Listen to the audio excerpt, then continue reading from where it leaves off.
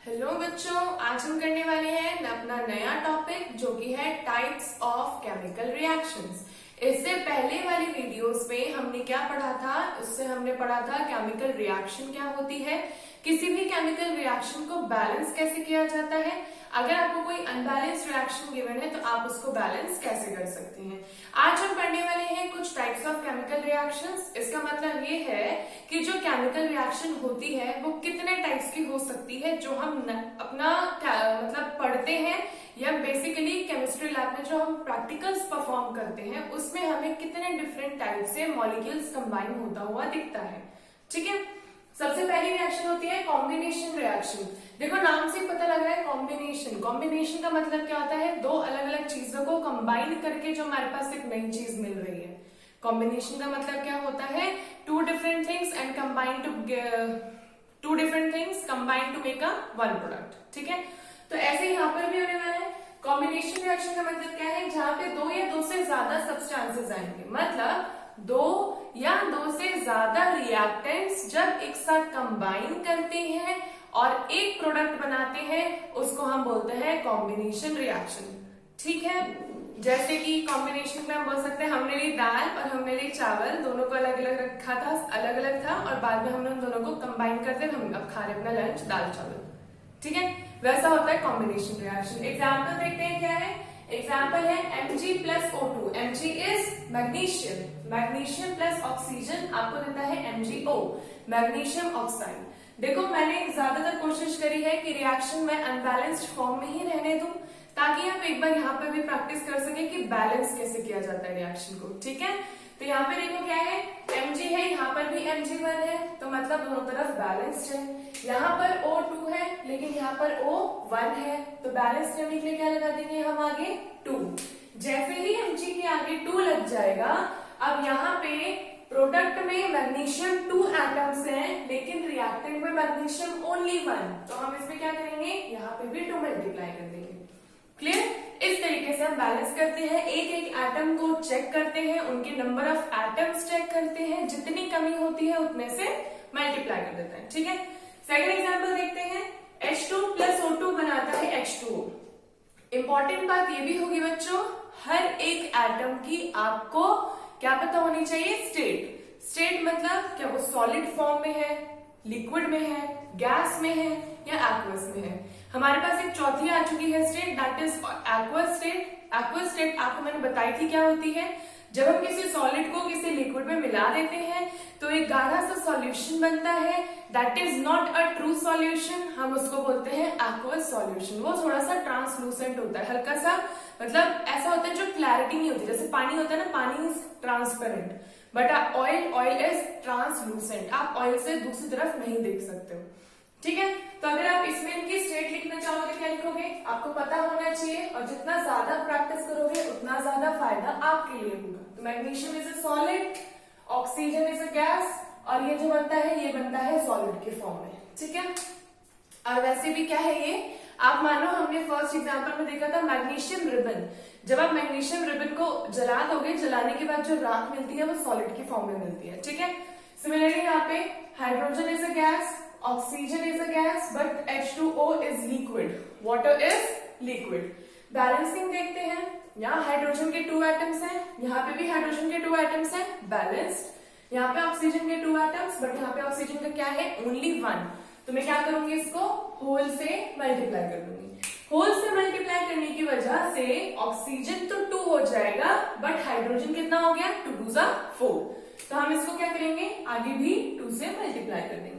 अब देखो hydrogen calculate करो, हाइड्रोजन के 2 इंटू 2 4 एटम्स, इधर भी हाइड्रोजन के 4 एटम्स, इधर ऑक्सीजन के 2 एटम्स, उधर भी ऑक्सीजन के 2 एटम्स। क्लियर? नेक्स्ट देखते हैं, next is decomposition reaction. Decomposition एकदम अपोजिट है कॉम्बिनेशन का। कॉम्बिनेशन का मतलब होता है दो अलग अलग कंपाउंड्स को लेके आए और साथ में कंबाइन कर दिया।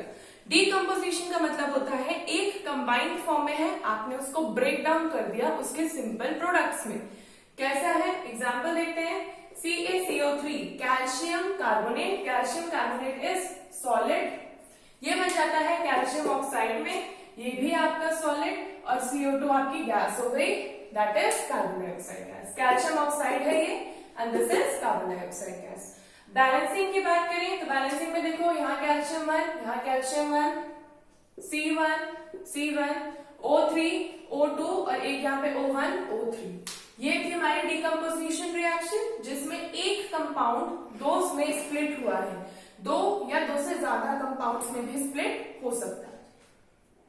नेक्स्ट क्या है? Displacement reaction.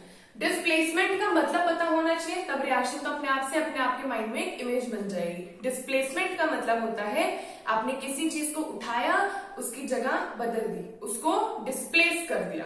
आपने अपनी पेन यहाँ पे रखी थी और अब आपने उठा के उसको यहाँ रख दिया, तो that is displacement. Similarly reaction में क्या होगा? जब कोई एक एलिमेंट दूसरे एलिमेंट की जगह ले लेता है तो हम बोलते हैं डिस्प्लेसमेंट रिएक्शन हुई है। कैसे? यहाँ पर है CuSO4 copper sulphate, CuSO4 plus zinc बन रहा है जिंक SO4 प्लस Cu। तो क्या है? सबसे पहले स्टेट लिखते हैं। CuSO4 जो होता है कॉपर सल्फेट, ये सॉलिड होता है। या आप इसका एक एक्सपेरिमेंट करोगे, ब्लू कलर के शाइनिंग क्रिस्टल्स होते हैं, वो होता है कॉपर सल्फेट। जिंक भी हमारा सॉलिड होता है। ZnSO4 is also solid and copper is a metal, it is also solid. Balancing की बात करें तो सब कुछ इसमें बैलेंस्ड है। क्लियर? ये था हमारा डिस्प्लेसमेंट रिएक्शन। डिस्प्लेसमेंट का मतलब क्या हुआ यहाँ पर? ध्यान से देखो, कॉपर की जगह पे जिंक ने अटैक मार दिया और अब यहाँ बन गया ZnSO4 और ये कॉपर अकेला रह गया। जब आप हायर क्लासेस में पढ़ोगे तो डिस्प्लेसमेंट होने का एक रीजन होता है, एक इलेक्ट्रोकेमिकल सीरीज होती है जिसमें high reactive elements low reactive elements को डिस्प्लेस कर देते हैं। तो यहाँ पर जिंक जो है वो कॉपर से ज्यादा हाईली रिएक्टिव है, तो ये कॉपर को भगा देगा और उसकी जगह पे आके बैठ जाएगा। जैसे डिस्प्लेसमेंट है वैसा ही डबल डिस्प्लेसमेंट है। अभी क्या हुआ था? जिंक के साथ कोई और कंपाउंड नहीं था तो जिंक अकेला आके इसके साथ बना के कंपाउंड चला गया। डबल डिस्प्लेसमेंट में दोनों कंपाउंड्स होते हैं, एक कंपाउंड दूसरे की जगह लेता है, दूसरा कंपाउंड पहले वाले के पास चला जाता है। मतलब जैसे यहाँ पे लिया AgNO3 silver nitrate plus NaCl sodium chloride, क्या दे रहा है? AgCl। देखो Ag किसके साथ चला गया? AgCl के साथ चला गया, ठीक है। और यहां से क्या बच गया? फिर जो बचे हुए कंपाउंड्स थे उन्होंने आपस में प्रोडक्ट बना दिया, तो AgCl के साथ चला गया, NaNO3 के साथ चला गया, बन गया AgCl प्लस NaNO3। ये था डबल डिस्प्लेसमेंट जिसमें दो कंपाउंड्स रिएक्ट करते हैं बाय एक्सचेंजिंग टू आयंस। दो आयंस को एक्सचेंज करने के बाद एक्सचेंज हो रहा है, एक जगह दूसरी आ रही है, ठीक है। और बच्चों अब हम देखते हैं अपने टाइप्स ऑफ केमिकल रिएक्शन की last reaction, that is oxidation and reduction reaction. एक बात आपको बता दूं, ये जो रिएक्शन आप पढ़ने वाले हो ये क्लास 11th में पूरा चैप्टर बनता है रिडॉक्स रिएक्शन। रिडॉक्स का मतलब रिडक्शन एंड ऑक्सीडेशन, ठीक है। बहुत ज्यादा इंपॉर्टेंट चैप्टर है और 11th में तो बहुत ही प्यारा चैप्टर है ये, बहुत ज्यादा खूबसूरती इसमें आई है 11th में। अभी आपके 10th में इतना ज्यादा नहीं है, ठीक है, लेकिन जितना है उतना समझना बहुत इंपॉर्टेंट है क्योंकि ये बेसिक है जो आप वहां पे अप्लाई करोगे अगर आप 10th में लोगे साइंस, अगर आप 10th में लोगे physics and chemistry, whether with bio और with maths, depends on you, ठीक है। सो देखते हैं ऑक्सीडेशन एंड रिडक्शन रिएक्शन क्या है। आपको याद रखना है कि ये क्या होता है क्योंकि इसका थ्योरेटिकल पार्ट जो है वो सिर्फ थोड़ा सा याद रखने वाला है, जब आप क्वेश्चन में अप्लाई करोगे तो वो डिफरेंट हो जाएगा, ठीक है। डिफरेंट तो क्या हो जाएगा, मतलब आप उसको क्वेश्चन में अलग तरीके से अप्लाई करेंगे, बट यहाँ पे समझना बहुत जरूरी है कि एक्चुअल में ऑक्सीडेशन और रिडक्शन का मतलब क्या होता है। क्या होता है? ऑक्सीडेशन का मतलब होता है एडिशन ऑफ O2। ऑक्सीडेशन का मतलब होता है जिस भी कंपाउंड में अगर O2 ऐड हुआ है तो वो कहलाएगा ऑक्सीडेशन रिएक्शन, या फिर अगर किसी कंपाउंड से हाइड्रोजन निकला है तो भी वो कहलाएगा ऑक्सीडेशन रिएक्शन, ठीक है।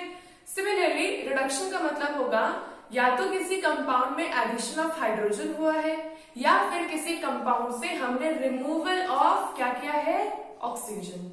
क्या बोला यहाँ पर?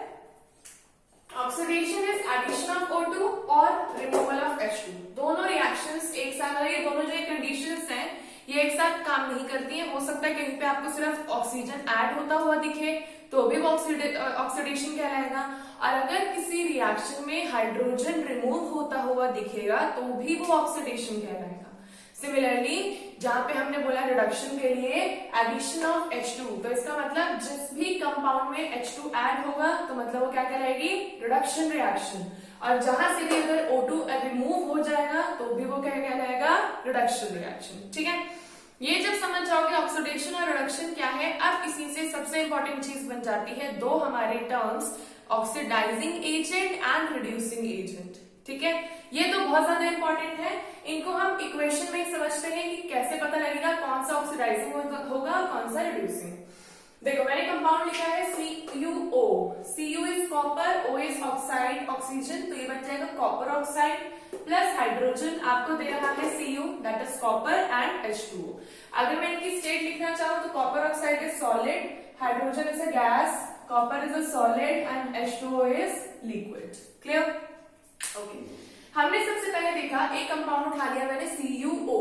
CuO को मैंने जब यहाँ से एरो बना के देखा, यहाँ पे देखा सिर्फ Cu बचा, O तो भाग गया, यही हो रहा है ना।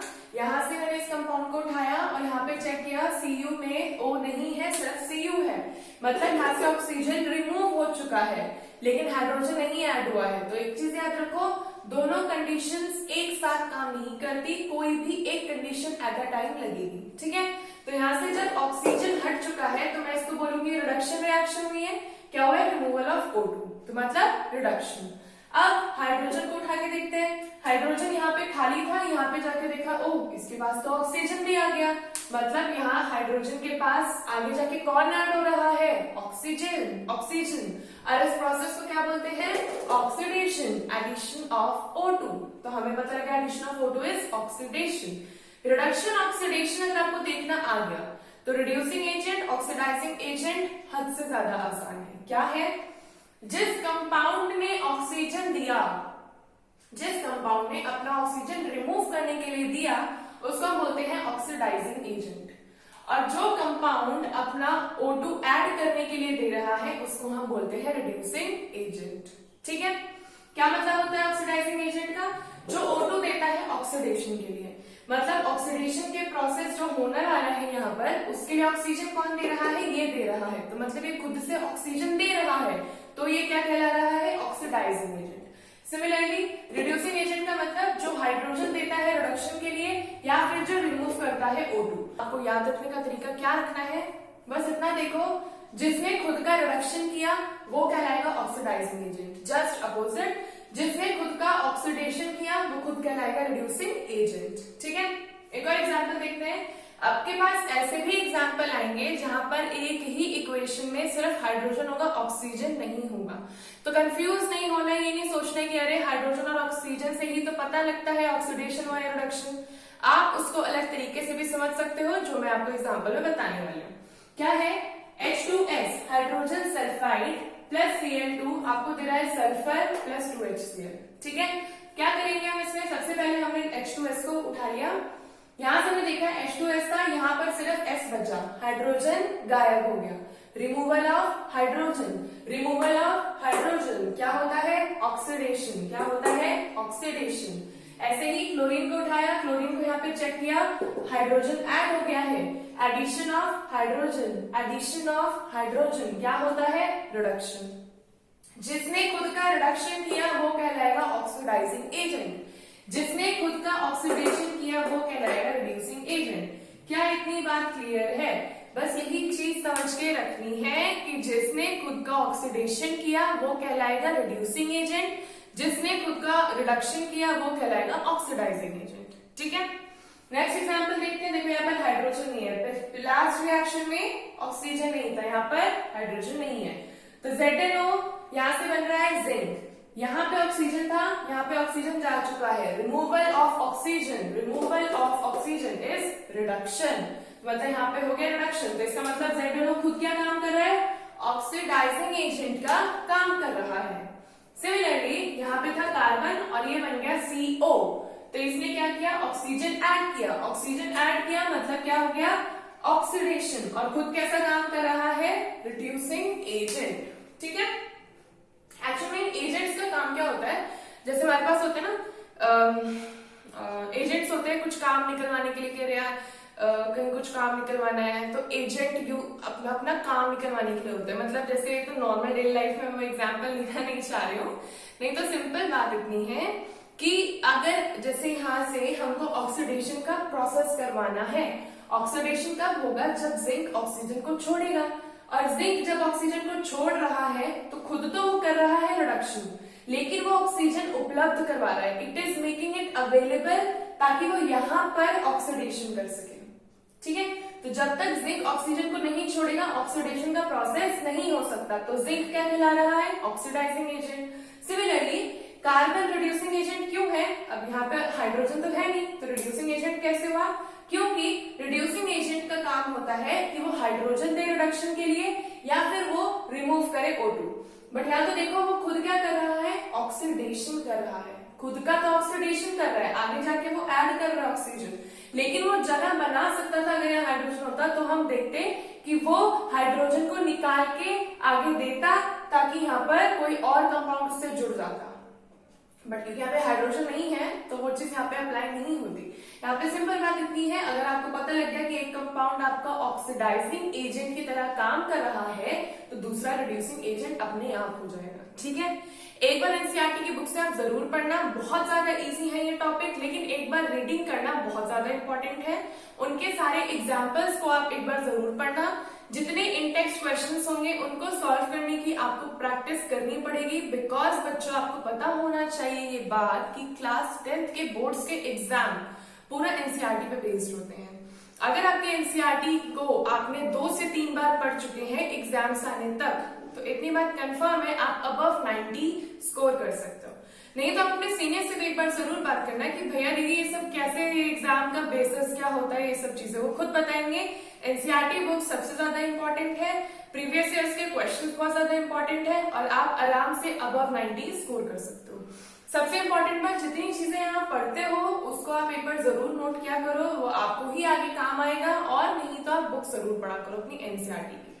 ठीक है बच्चों, अब हम देखते हैं आज इसका लास्ट टॉपिक क्या है, that is effects of oxidation and reduction in everyday life. जो ये ऑक्सीडेशन और रिडक्शन का जो ये प्रोसेस होता है ये हमारी एवरीडे लाइफ में बहुत ज्यादा इंपॉर्टेंट होता है।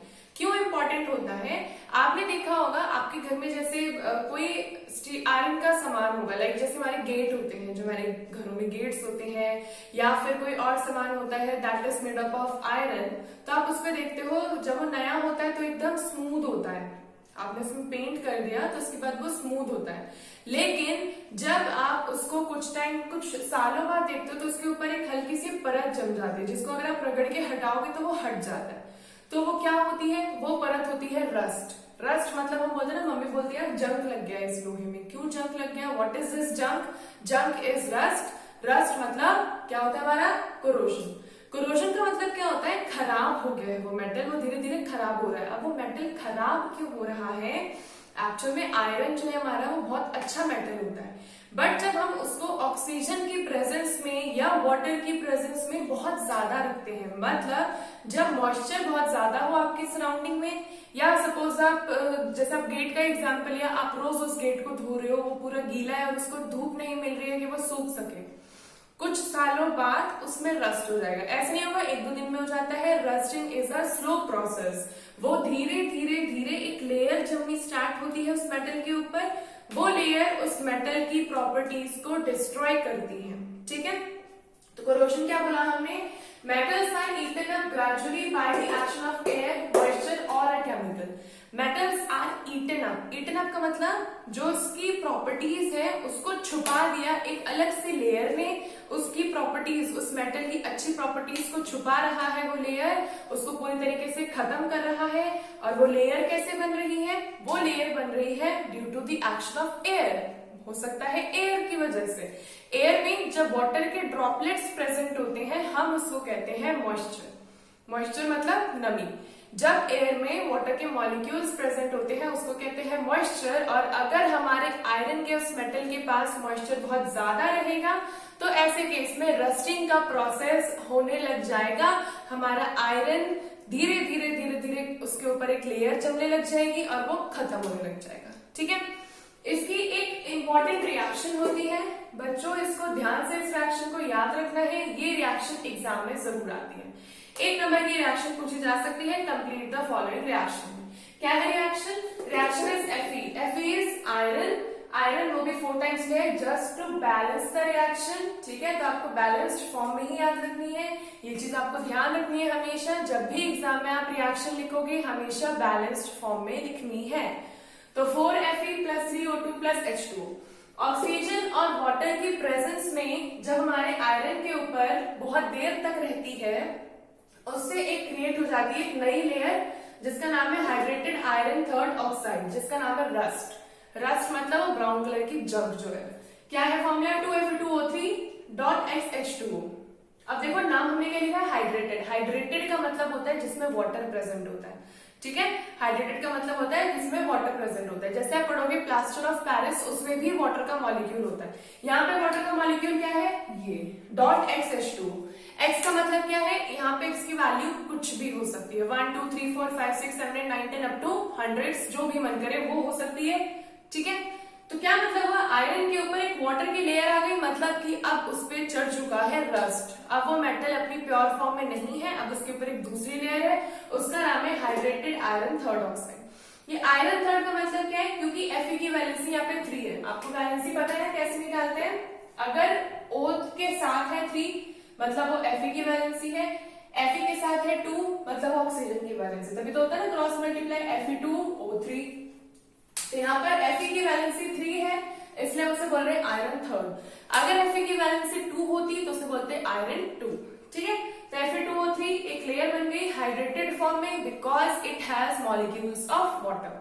अब रस्टिंग को कैसे हटा सकते हैं? तो आपको पता होगा रस्टिंग का सबसे अच्छा तरीका क्या है? आप उस स्टील को पेंट कर दीजिए।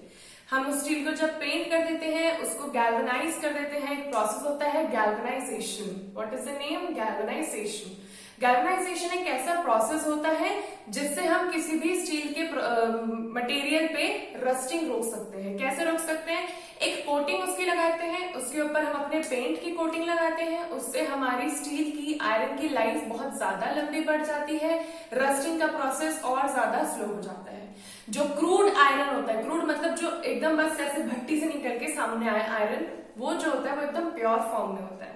अगर आप उसको कोई कोट नहीं करोगे, जैसे आप गेट में अपने पेंट करते हो ना, ब्लैक सिल्वर कुछ भी, तो वो पेंट इसीलिए करते हैं ताकि रस्टिंग का प्रोसेस ना हो। अगर आप उसको पेंट नहीं करोगे तो कुछ ही सालों में अगर वहां बहुत बारिश, बहुत पानी या कुछ भी सब चीजें पड़ती हैं तो उसकी वजह से उस पर रस्ट क्रिएट हो जाएगी। ठीक है, जब हम ये चीज समझ चुके हैं, ये एक्चुअली में क्या है? ये ऑक्सीडेशन और रिडक्शन की एक प्रॉपर्टी है, मतलब ऑक्सीडेशन और रिडक्शन ही इस रस्टिंग की फॉर्मेशन के लिए रिस्पॉन्सिबल है। ऑक्सीडेशन और रिडक्शन का मतलब क्या? Oxidation addition of oxygen, reduction addition of hydrogen. जब ये दोनों चीजें एक साथ काम कर रही हैं तो उससे वो सामान खराब कर देंगी। ऐसे हम दूसरा प्रोसेस पढ़ेंगे जो हम नॉर्मल डेली लाइफ में देखते हैं, that is known as rancidity. That is known as rancidity. हम अगर कोई एक अंकल चिप्स का पैकेट लेके आए, है ना, आज मन कर रहा है अंकल चिप्स लेके आएंगे, अंकल चिप्स का पैकेट लेके आए और अभी आधा खा लिया और अब आधा कल या परसों खाएंगे। अब उसको भूल गए, आप थोड़ा सा अच्छे से बांध के रखा था, भूल गए, 2-3 दिन 1 हफ्ते तक नहीं खाया, उस सिल जाएगा वो, जिसे हम बोलते हैं सीलन आ जाती है उसमें, उसके वो क्रंचीनेस गायब हो जाती है, उसमें एक अलग सी फाउल स्मेल आती है, बहुत बदबू आती है उसमें, हमारा खाने का मन नहीं करता, हम फेंक देता है। ठीक है, उसको हम बोलते हैं रैंसिडिटी। वो खाना खराब क्यों हुआ? आपको पता है जो अंकल चिप्स जब आप खाते तो हल्का सा हाथ में ऑयली भी लगता है ना, उसमें फैट और ऑयल की कंसेंट्रेशन ज्यादा होती है। तो रैंसिडिटी एक ऐसा प्रोसेस होता है जिसमें जो खाना हमने रखा है, जिसमें अगर फैट और ऑयल प्रेजेंट है, अगर वो बहुत देर तक ऑक्सीजन की प्रेजेंस में रहेगा, वो अपनी क्वालिटीज को खो देगा और फाउल स्मेल और अजीब सी चीजें ले लेगा और उसका स्मेल और टेस्ट खराब हो जाएगा, जो हमारे लिए सूटेबल नहीं होता। ठीक है, क्या बोल रहे हैं हम? Conditions produced by aerial oxidation. सबसे मेन बात, ये एरियल ऑक्सीडेशन का मतलब क्या होता है? In the presence of air. जब एयर की प्रेजेंस में ऑक्सीडेशन हो गया है हमारे उस खाने का जिसमें फैट्स और ऑयल्स प्रेजेंट है, which is marked by unpleasant smell and taste, और उसकी वजह से हमारा उस खाने का स्वाद बेकार हो चुका है, उस खाने की खुशबू बेकार हो चुकी है, उस पूरे प्रोसेस को हम कहते हैं रैंसिडिटी।